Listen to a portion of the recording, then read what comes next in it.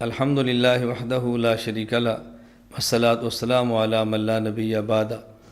آج کل ایک یہ میسج بہت عام ہوتا ہے اور اس جیسے میسج بہت زیادہ کیے جاتے ہیں۔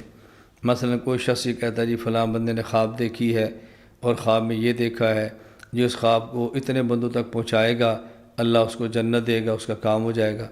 کوئی شخص کہتا ہے جی اتنی بار آپ درود پاک پڑھیں آپ کو یہ ملے گا، اور جو آگے میسج کرے گا میسج آگے جاتی اس کو یہ مل جائے گا۔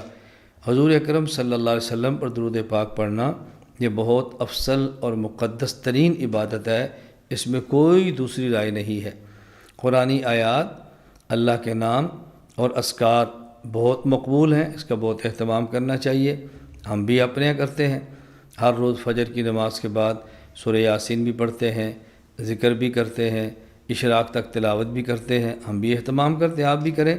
لیکن یہ جو روش چل پڑی ہے کہ جو شخص یہ میسج اتنے بندوں کو دے گا اس کو یہ ملے گا، جو شخص اتنے بندوں تک پہنچائے گا یہ ملے گا، آپ کا میسج آگے جائے گا تو میسج جاتی ہے آپ کے لیے یہ کام ہو جائے گا، یہ چیزیں ثابت شدہ نہیں ہیں۔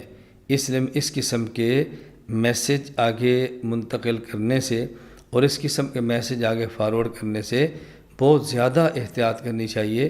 اللہ کے لیے شریعت کو مذاق نہ بنائیں اور اپنی خواہشات کے تابع نہ کریں۔ معتمد مستند ہمارے اکابر علماء ان کے جو آپ کے پاس میسج آئیں وہ آگے دیں، ان کے بیانات آئیں ان کو فارورڈ کریں، ان کے کلپس آئیں اس کو عام کریں، لیکن ہر سنی بات کو آگے بیان نہ کیا کریں جب تک کہ اس کے بارے میں مکمل تحقیق نہ ہو۔